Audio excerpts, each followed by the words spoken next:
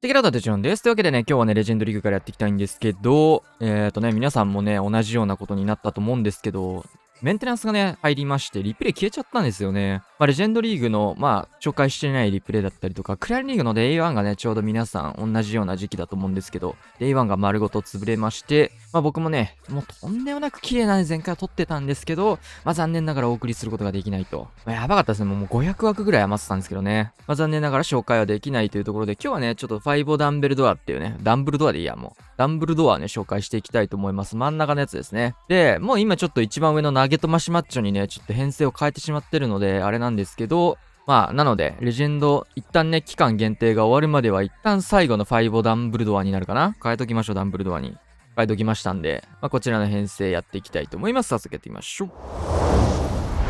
はい、というわけでやっていきましょう。5系の強いところはね、やっぱインビジブルタワーに強いっすね。インビジブルタワーを吹き飛ばすことができればめっちゃ強いみたいな感じ。その区画に飛ばせるとめっちゃ強いね。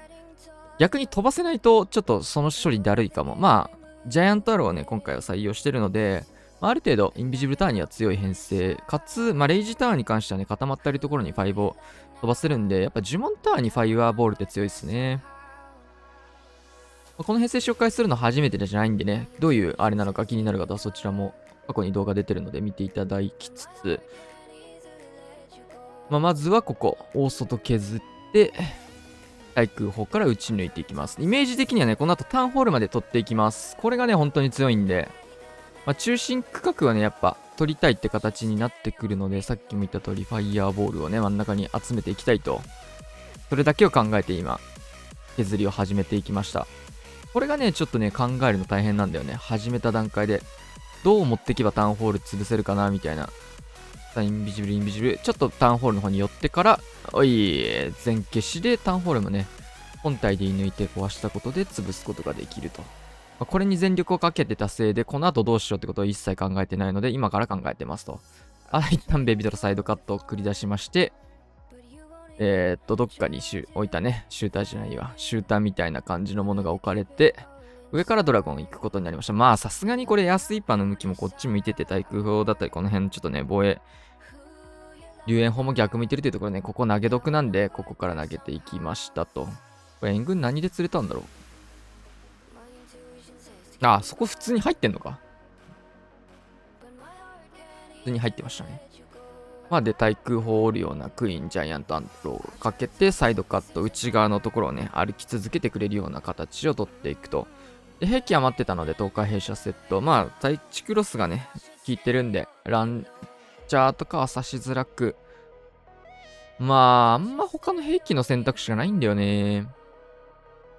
なんだかんだね、シューターよりも東海兵舎の方が、なんか刺さる場合でも強いみたいな方が多くて、意外と。呪文を結構最初に使っちゃう系の編成なんで、ユニットのワック数で押していく編成なんですよね、これって。ってなった時にやっぱ10日弊社でその強みを生かしていくっていうのがね、結構強いですね。さっきの続きなんですけど、どういうことかっていうと、呪文でバックアード取っていくんですよね、これ。呪文とヒーローで削っていくんだけど、消費するのはヒーローと呪文なのでユニットを割いてないんですよ。ってことはユニットをフルに本体として使えるんだけど、そのユニットのフルのところを10日弊社でさらに増やしていくっていうところで、バランス的にユニットのワックスで押していくみたいな戦術。天才とかもそういう系もそうですね。呪文の方でアドを取ってユニットで削っていく。逆なのが結構なんだろう。兵器で取っていくパターンもあるか。昔逆だなって思ってたテンプレ編成あったんだけど、何だったかなちょっと今パッと思い出せないわ。ここもファイヤーボール打ち込んでいくスタイルしっかりね、ベビドラで削ってからホーミングチェック。ここまで削ってから反対サイドに引っ張っていきます。はい。ここプリスタート。ここちょっとね、インビジブルタワー2本無視するような形になっちゃうんですけど、ここもね、この子たちならね、解除ができるんですよね。もう無理に殴りに行って。ここの対応がちょっと難しかったんだけど、はい。インビジブルタワー発動。ホーミングでね、ウォーデン行かれたんだよね。ここがちょっとね、トラップに弱いっていう、これ、ロイヤルチャンピオンウォークとの違いが出てるね。あとは気合で、ガゴプリでタウンホールまで落としていきます。ガゴプリはね、こういう初見殺しに強いので、メタルパンツ強いでしょで出しとけばいいのにドラゴン出してないから、こうしてちょっと展開が遅れていくと。これ悪い癖ですね。僕のあんまドラゴン慣れてないところがこういったところかな。まあ、数秒の差なんだけど結構、クラクラにおいて数秒ってでかいんで3分しかないんでね。もうこのインビジブルタワーが帰ってきかけてるんですよ、もうすでに。で、もうこれ完全復活してるっていうところで、ほら、この差は結構大きいんでね。ちょっとこれはプレイングの良くなかったところかなとは思っていますと。で、反対サイドはジャイアントアローで解除するんだけど、当然足りないので、まあ、ここはロイヤルチャンピオン後投げで、反対サイドインビジブルタワーがね、戻ってきそうなの見てたので、ガゴプリをちょっと遅らせて対応させることでケアしていく形ですね。まあ、遅れたら遅れたなりの対応が必要なので、まあ、時間差、ガゴプリの方で、ここは突破していくと。それすらちょっと遅かったんだけど、まあ、で、東海弊社からイエティ出して、まあ、なんか変な援軍出てきましたね。スローは援軍から出てくることないんですけど、なんか出てきたと。あとはロイヤルチャンピオンで突破。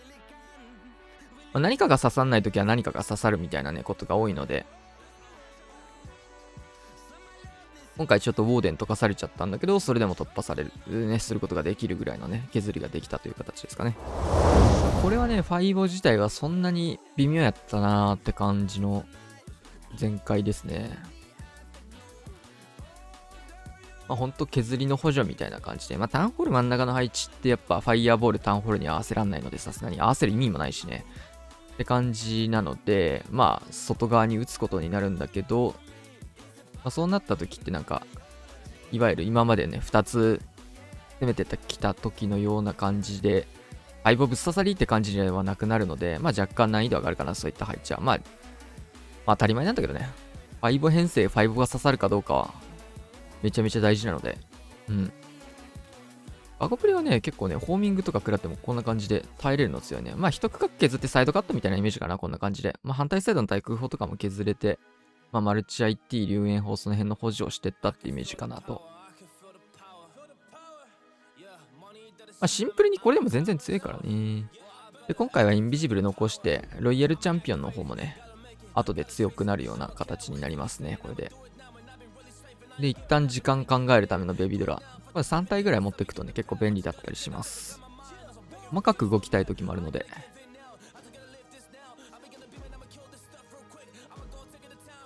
結論ね、ジャイアントアロー、この対空砲2本狙えるっていうところに狙いをつけて、もうこの角度めっちゃ強ない。全折りしていきました。エアスイーパーと対空砲と。で、10日弊社セットで隣につけてあげて、3時の方はね、オーブンつけて、ちょっとルート矯正というか、外周部削ってあげる感じかな。まあ、別のところでもよかったなとは思うんだけど、そんなに候補がなかった。で、ここちょっとアイゴレ掴まれながら、で、インビジブルはね、結論ね、タウンホール向かったドラゴンに打つことになりましたね。まあ、龍炎砲プラスタウンホールっていうところで、ヒーローの補助もないって考えた時に HP も低いんで、まあ、多分足りたけど、多分余るんで、このインビジル。なので残してったって形ですね。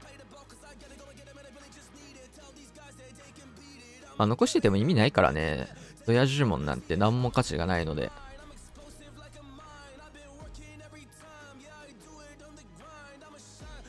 で、上の方はアーチャーだけで削れるところとか。まあ一応シューター用にね、ババアーチャー4体とか持ってきてたんだけど、シューターの使用頻度がかなり減ってきたんで、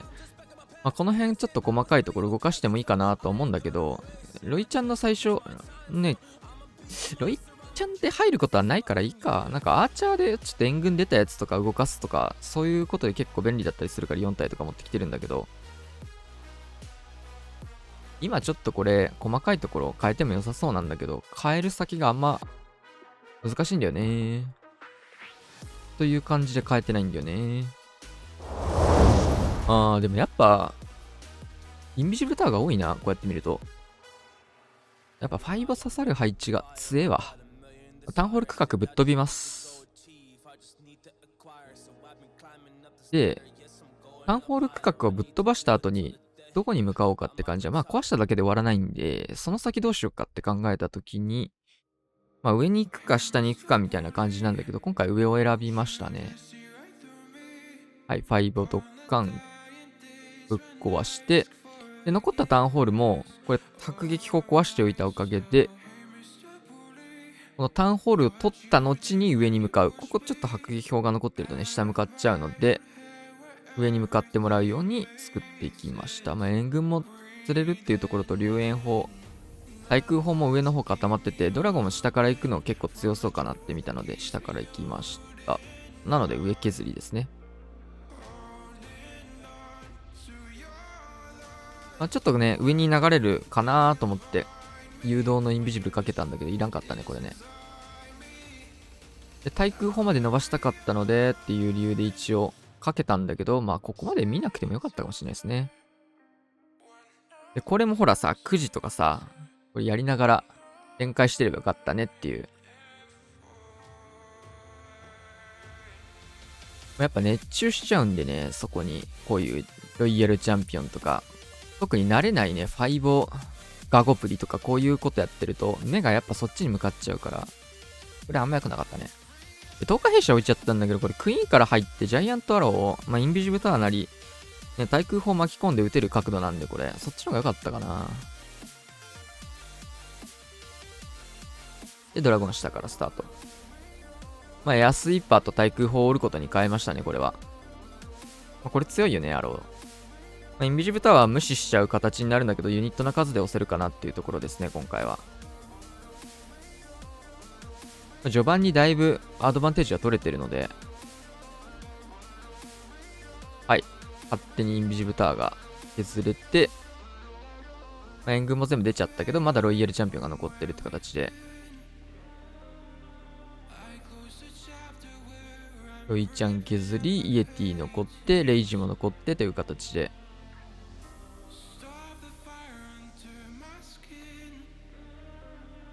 まあ、インビジブルの数増やしたりね、スケルトンとか採用するのもありかなとは思うんだけど、結局ね、レイジ1枚あると、幅が広がるんでね、楽になることも多いので、レイジを外せない、外さなくてもいいかなって感じ。はい。続けて。これちょっとね、アローね、思った通りに向かわんくて、アローっていうか、まあ、結論対空砲2本降りたかったんですよ、ここの。で、ここのエリポンに誘導して撃つことができれば対空砲2本折れそうじゃないですか、一直線。っていうのを狙ったんだけど、うまくいかなくてね、ちょっと、まあ、そんなに大ダメージにはならないんだけど、まあ、ちょっとそこが良くなかったかなって感じ。ここもファイヤーボール、ドカーンとぶち込んでいって、ターンホールプラスアルファ削るんだけど、そうすると残るターンホールはどうするかっていうと、それをね、突破できるのがね、このガゴプリの強いところですね。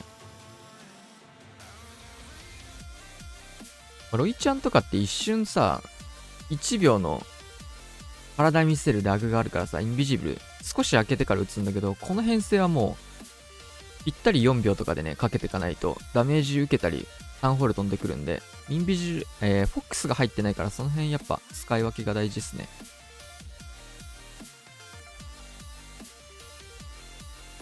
まあ、時間的に間に合うから、これ、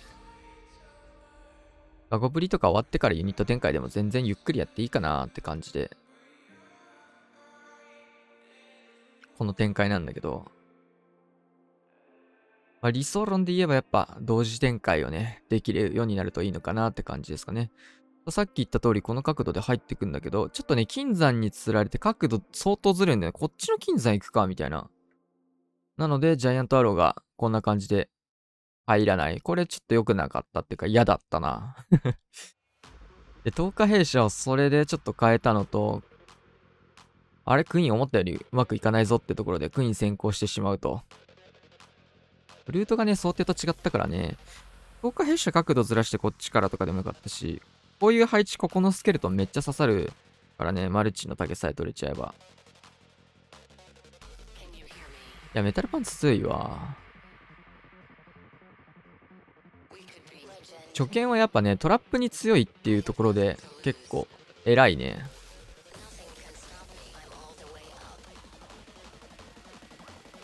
特にね、ガゴプリで結構突っ込んでいく形になってリスクもある戦術なんで、だけどそれをね、ホーミング何個当たろうがメタルパンツ押してしまえば耐えれるっていうところがね、結構強みですかね。で、ロイヤルチャンピオン9時から、まあ迷ったんだけど、9時から行って、まあ再度削って、ドラゴンたちも一緒に合流できる形の方が強いかなって形でこういう投げ方してます。で、何を思ったかストライカーをね、端から出して、回収で出してたんだけど。終わり。はい、今日最後のアタックやってきます。敗を刺さんなそうですよね、パッと見ね。まあ、こういう浮島の配置って、やっぱ、敗をバックワードみたいなのが取れない。まあ、特に真ん中もスカスカなんで、この配置。敗は刺さんなそうですね。選んだ結果は、クランジョを壊していくことを選びました。ポイズンない編成だし、やっぱ、マルチ IT とかこの辺とか壊せると強いからね。はい、いってらっしゃい。まあ、最低限だけど十分強いよね、これ。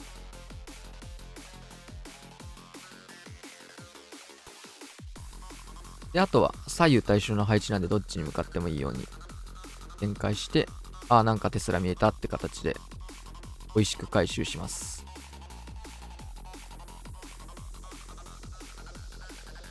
今回はアーチャー展開しましたね。痛い。オウルが盾になってくれた。オウル偉いわ。スニージーとかだとこの辺も回収してくれる、ね、盾になってくれるかな、引き出したやつも。で、ドラゴン展開するの結構迷いますよね、これ。どう展開しようって。微妙やな。上から、ね、横から行くかとかいろいろ考えてた結果ね、下から行くことを選びました。まあ、9時主体のって感じかな。まあ、ここ内側の対空砲折れますね、ここで。バゴーン。もうちょっと角度ずらして安いまで狙いに行く方が良かったかな、こいつ。で、隣に投下兵者置いて、キング処理しつつ、こっちの方がね、対地クロスだったり、ボムタワーだったり、この対空砲切っちゃえば、ドラゴンに対応する防衛施設がないっていうところに狙いをつけての、6時削りからのドラゴン9時イン。相当綺麗にサイドカットできてね、向かうんだけど、エアスイーパーのせいでやっぱ、流されちゃうんでね。安いまでジャイアントアローで見てあげる方が良かったね。で、まあ、モノリスの方に向かわないっていうところもあったので、ここはロイちゃんを6時モノリス刺していくことに切り替えていきます。いってらっしゃい。で、ここもね、ガゴプリがメタルパンツ発動してモノリスの竹ずっと取ってくれてるんですよね。モノリスの竹をずっと取ってくれるなんて強すぎるよね。モノリス龍炎砲タウンホールと受け続けてまだ生きてますから、これ。強いね。一見6時からって安い2本無視して結構ねタウンホールも遠い距離に見えるんだけど、割と正解だったんじゃないかな。他の卓も前回取れたとは思うんですけど、結論僕はこれで良かったかなと思ってます。はい。今まではね、ダンベルベースで結構プラン考えてたところもあるんだけど、ちょっと5も絡めながら考えてきて、ダンブルドアも補助に使っていくみたいな感じになってきたかな。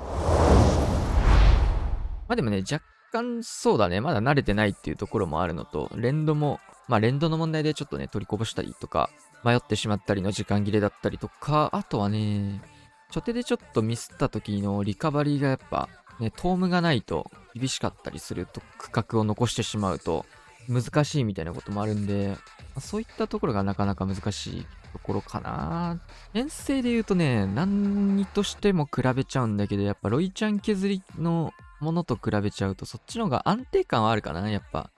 ミスの要素がね多いからね、こっちの方が。今のクラクラやっぱいかにシンプルに簡単にやるかみたいなのが結構大事なんで、編成には勝てないんだよな。あとはルートライダーね。僕はねやっぱね一番手に馴染むのは今ルートライダーのランチャー型なんだよな、なんだかんだでは思いますが、この編成も十分強かったんで楽しかったしね、ファイアボールぶっ飛ばすの。